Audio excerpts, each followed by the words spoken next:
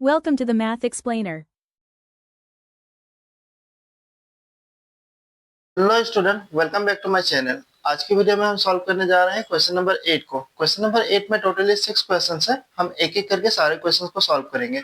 Number 1 question में दिया गया है कि the soldier in the regiment can be stored in some row consisting of 15, 20, 25 numbers of soldier. Find the least number of soldier in the regiment. तो अब याद रखिएगा क्वेश्चन नंबर 8 का जो 6 क्वेश्चन है उसमें बेसिकली आपको एलसीएम और एचसीएफ निकालना है। तो आप याद रखिएगा जब भी आपको लीस्ट नंबर बोला जाए तो दैट मीन्स आपको क्वेश्चन एलसीएम मांग रहा है, और मैक्सिमम जब भी बोला जाए तो आप याद रखिएगा कि आपको एचसीएफ निकालना है। तो चलिए इसे सॉल्व करते हैं। हम क्वेश्चन को ऐसे सॉल्व करेंगे। जब भी हम क्वेश्चन को सॉल्व करेंगे सबसे पहले हम लिखेंगे given given number of soldier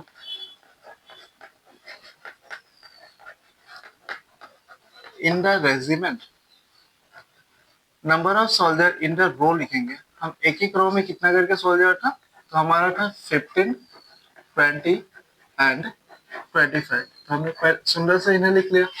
अब इतना लिखने के बाद हम लिखेंगे यूजिंग एलसीएम डिवीजन मेथड। हम एलसीएम डिवीजन मेथड में इसका आंसर निकालेंगे यूजिंग एलसीएम डिवीजन मेथड। अब इतना हो जाने के बाद जो भी हमारा नंबर्स था हम उन्हें लेके आएंगे और उन्हें फैक्टराइज करेंगे एक साथ। डिवीजन मेथड में एक साथ फैक्टराइज करना होता है, तो हम ऐसे फैक्टराइज करेंगे। तो 15, 20 और 25 को ब्रेक करने के लिए आप इजीली 5 ले सकते हो। अगर मैं यहाँ पे 5 3 जा लो, 5 3 जा 15, 5 4 जा 20, 5 5 जा 25, ब्रेक हो गया। अब फिर से यहाँ से ब्रेक करने के लिए अगर मैं यहाँ 3 लेता, 3 1 जा 3, 3 का टेबल में 4 नहीं आता, जो नहीं आता वो नीचे आ जाता है। अब अगर मैं यहाँ से 2 को लेता ऐसे, 2 का टेबल में 1 नहीं आता तो 1 नीचे आ गया, 2 2 जा 4, 5 नहीं आता, 5 नीचे आ जाएगा। अब अगर यहाँ से मैं 2 को ही ले लेता, 2 का टेबल में 1 नहीं आता, 1 नीचे आ गया, 2 1 जा 2, 5 नहीं आता, नीचे आ गया। अब अगर यहाँ से मैं 5 को लेता, 5 के टेबल में 1 नहीं आता, 1 नहीं आता, 5 1 जा 5। तो आप देख सकते हो कि मैंने 15, 20 और 25 को कम्प्लीटली ब्रेक कर दिया। इसे डिवीजन मेथड बोला जाता है एलसीएम का। इतना हो जाने के बाद हम लिखेंगे एलसीएम। अब आपको इस लाइन में जो भी नंबर्स मिला है आपको उन्हें ले लेना है। तो आपको क्या क्या मिला है, आपको मिला है 5 3 2 2 5 एंड 1। अब आप इन्हें मल्टीप्लाई कर दीजिए तो आपको एलसीएम मिल जाएगा। तो मल्टीप्लाई करके देखते हैं। 5 3 जा 15, 15 2 जा 30, 30 2 जा 60, 60 5 जा, तो हमें मिल गया एलसीएम 300। अब इतना हो जाने के बाद अब जैसे एक फाइनल स्टेटमेंट डाल दीजिए कि हैंस नंबर ऑफ सोल्जर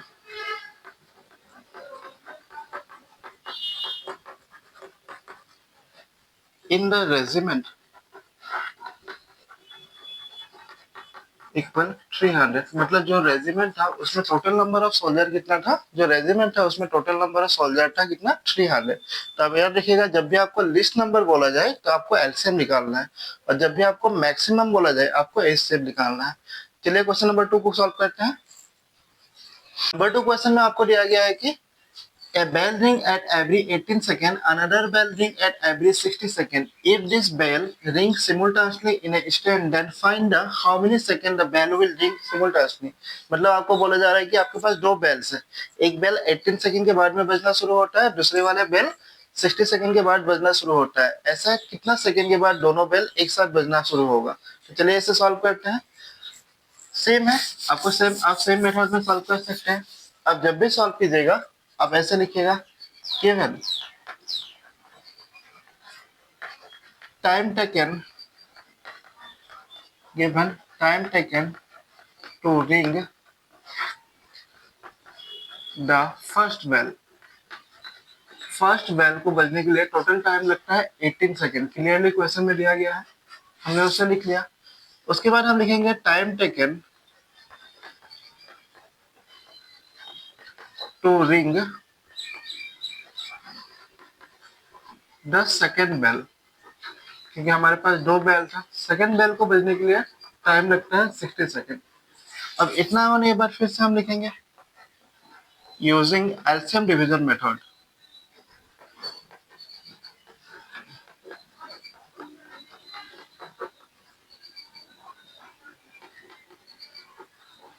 अब हम क्या करेंगे, 18 और 60 को ब्रेक कर देंगे पहले के जैसा।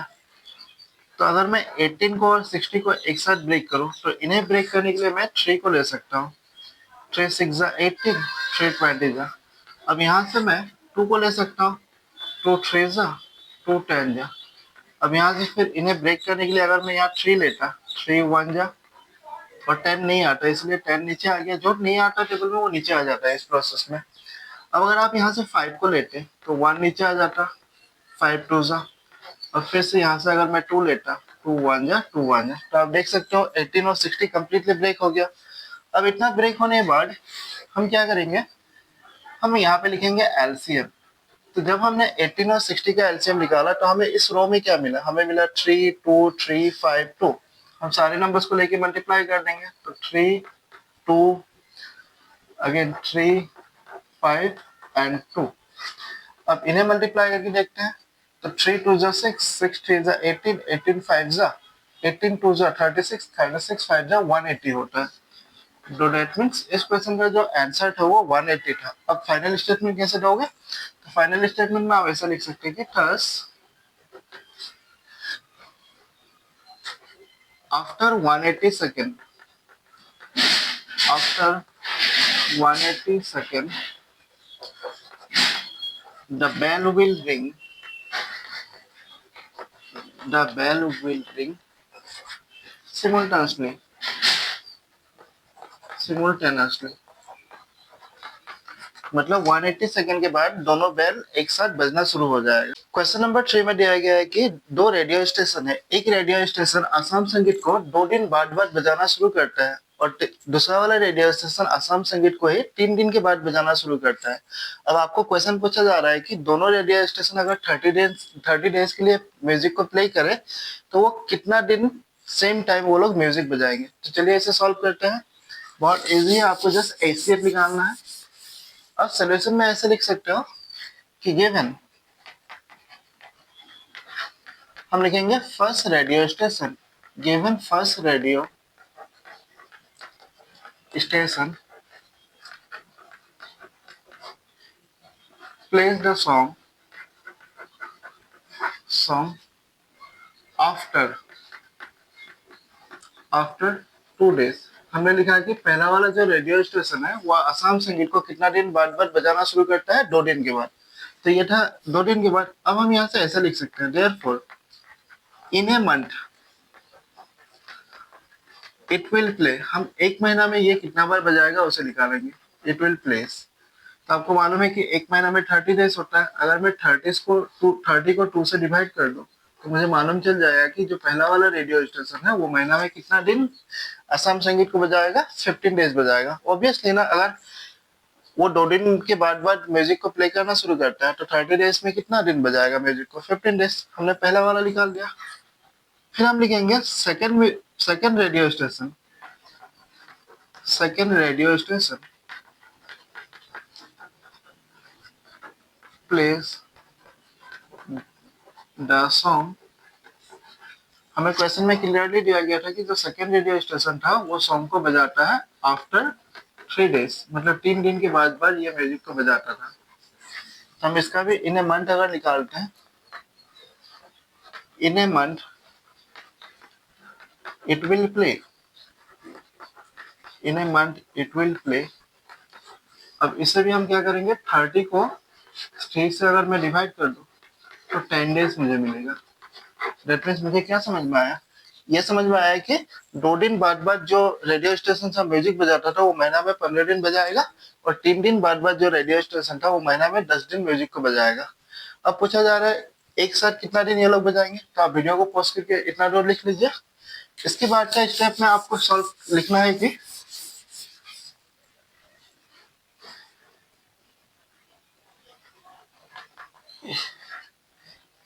Using prime factor method,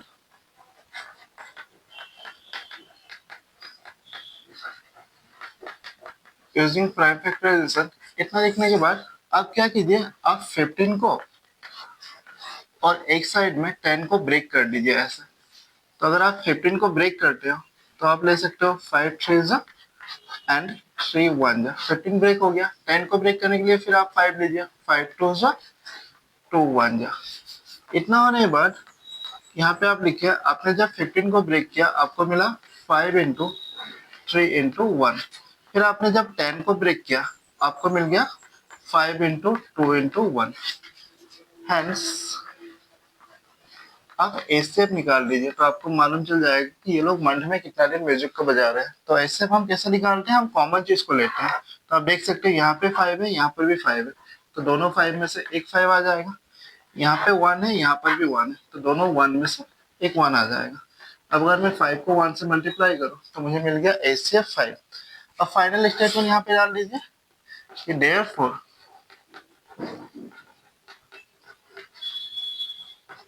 therefore in a month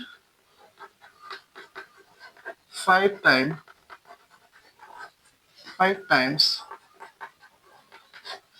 they will play the same song। मतलब क्वेश्चन का कॉन्सेप्ट ये था कि वो लोग महीना में 5 दिन सेम संगीत सेम म्यूजिक को बजाएंगे।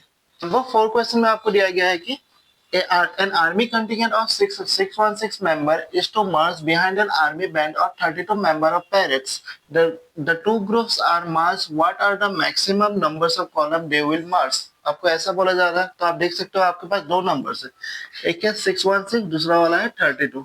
और मैं आपको वीडियो का स्टार्टिंग में बोला था जब भी आप इस वर्ड को देखिएगा मैक्सिमम तो समझ जाना है कि आपको क्या निकालना है, आपको एचसीएफ निकालना है। तो चलिए इसे सॉल्व करते हैं।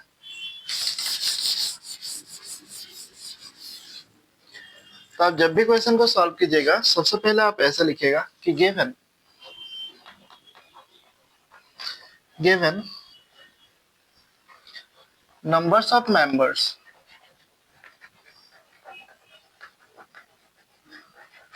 of army contingent मतलब regiment, numbers of member of army contingent. तो आपको मालूम है कि आर्मी कंटिजेंट में टोटल नंबर्स ऑफ मेंबर्स कितने थे, वो 616 थे। अब फिर हम लिखेंगे numbers of members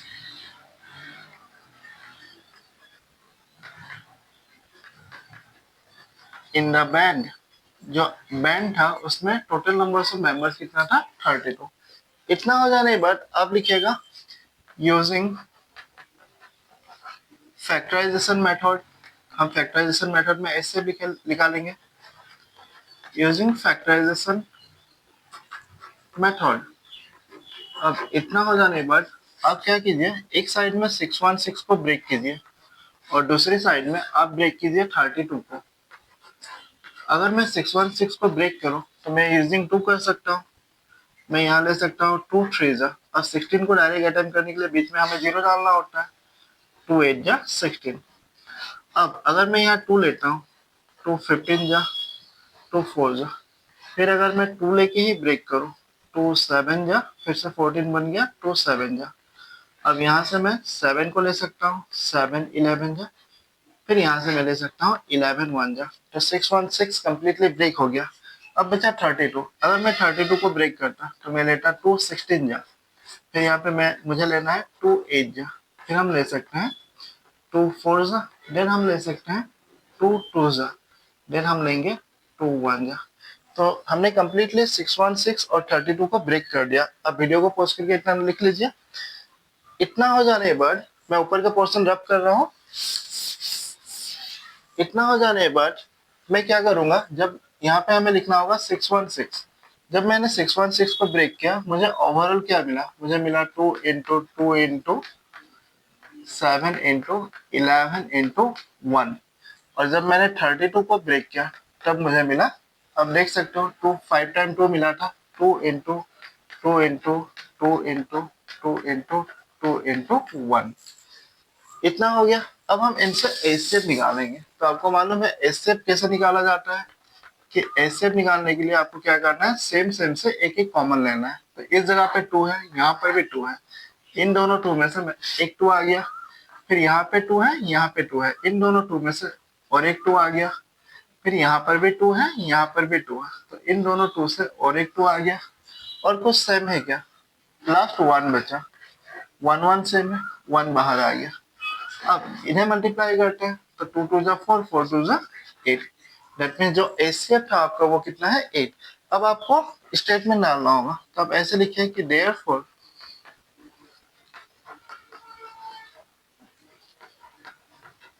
number of column to Mars, मतलब पैरेड में मार्स करने के लिए जो नंबर्स ऑफ कॉलम था वो कितना था, 8 था। आई होप इस क्वेश्चन का सोल्यूशन आपको समझ में आ गया। चलिए नंबर 5 को सॉल्व करते हैं। नंबर 5 क्वेश्चन में आपको दिया जा रहा है कि Himadri has a collection of 625 Indian postal stamp and 325 international postal stamp. What is the greatest number of group Himadri can display the stamp?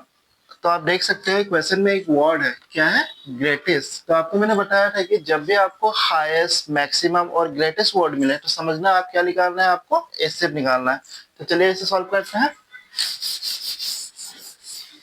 Solution में आप ऐसे लिख सकते हो कि given number of Indian postal stamp, given number of Indian postal stamps। तो हिमाद्री के पास number of Indian postal stamps कितना था, तो वो था 625 था, हो गया। अब फिर से मैं लिखूंगा नंबर्स ऑफ इंटरनेशनल, तो हिमाद्री के पास कितना इंटरनेशनल स्टाम्प था, वो था 350। तो हम लिखेंगे number of international postal stamps. तो हिमाद्री के पास टोटल 325 इंटरनेशनल स्टाम्प था। इतना हो गया। इतना होने के बाद हम फिर लिखेंगे यूजिंग प्राइम फैक्टराइजेशन मेथड।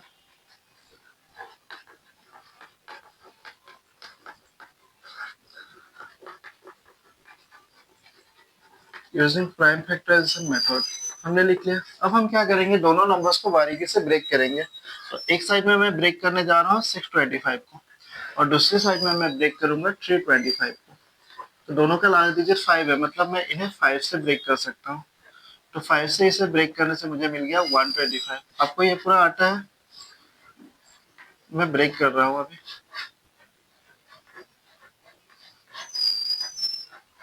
मेरा 625 ब्रेक हो गया।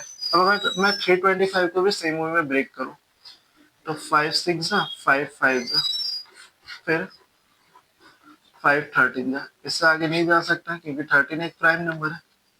तो हमने 625 और 325 को ब्रेक कर दिया। अब वीडियो को पॉज करके इतना लिख लो।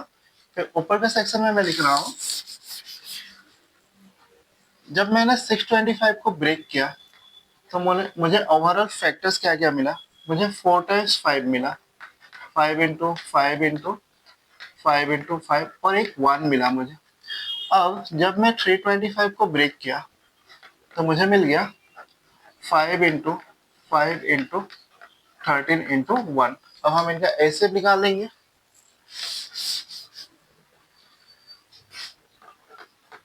हम लिखेंगे HCF.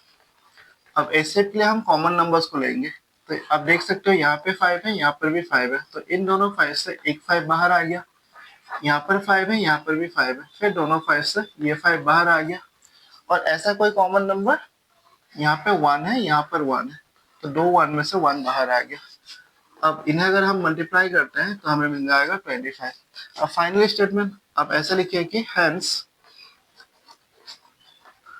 The greatest number of group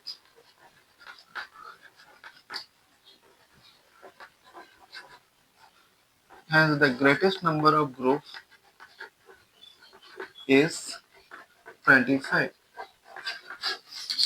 I hope आपको सोल्यूशन समझ में आ गया। चलिए नंबर की, the two rope are the length of 64 centimeter and 18 centimeter. Both are to be cut into pieces of equal length. What should be the maximum length of the piece? मतलब दो रस्सी है, एक रस्सी का लेंथ है 64, दूसरी वाली रस्सी का लेंथ है 80 सेंटीमीटर। आपको पूछा जा रहा है अगर उनको हम इक्वल लेंथ में काटें तो कितना मैक्सिमम उनका लेंथ क्या होगा। तो आप देख सकते हो क्वेश्चन में एक वर्ड है, क्या है, मैक्सिमम, और मैंने आपको बताया था कि जब भी क्वेश्चन में आपको हाईएस्ट, मैक्सिमम, ग्रेटेस्ट मिले तो आपको क्या निकालना है, इससे भी निकालना है। तो चलिए इस क्वेश्चन को भी सॉल्व करते हैं। सोल्यूशन में हम ऐसे लिख सकते हैं, गिवन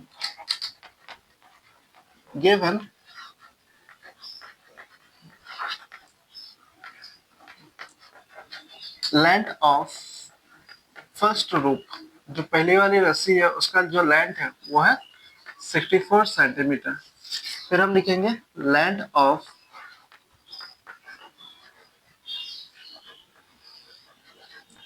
सेकेंड रूप, दूसरी वाली रस्सी का लेंथ जो था वो 80 सेंटीमीटर था। और फिर से हम लिख लेंगे यहाँ पे यूजिंग प्राइम फैक्टराइजेशन मेथड,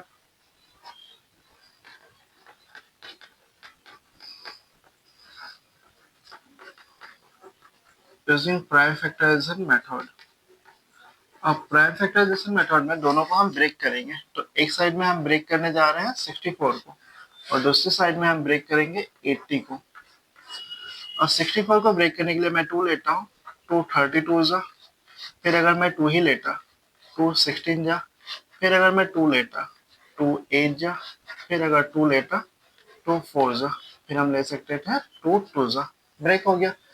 80 को ब्रेक करने के लिए 2 लेते हैं, 2 40 जा, 2 20 जा, फिर से 2 10 जा, फिर हम लेंगे 2 5 जा। तो इजीली हमने 64 और 80 को ब्रेक कर दिया।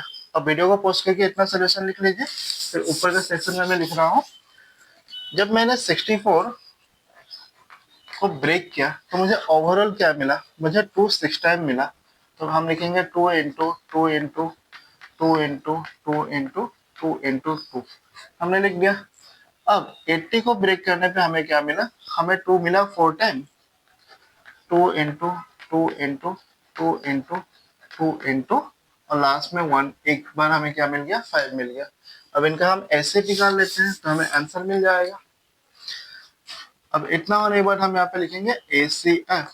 अब देखिए कॉमन क्या क्या है, यहाँ पे 2 है, यहाँ पर भी 2 है, तो दो 2 में से एक 2 बाहर आ गया। फिर इस जगह पे 2 है, यहाँ पर भी 2 है, एक 2 बाहर आ गया। फिर 2 है 2 है, फिर और एक 2 बाहर आ गया। फिर यहाँ पर भी 2 है, यहाँ पर भी 2 है, तो और एक 2 बाहर आ गया। इतना हो गया। अब चलिए इन्हें मल्टीप्लाई करते हैं, तो 2 2 जा 4, 4 2 जा 8, 8 2 जा 16। अब फाइनल स्टेटमेंट देना है, तो आप लिखिए कि hence maximum length of the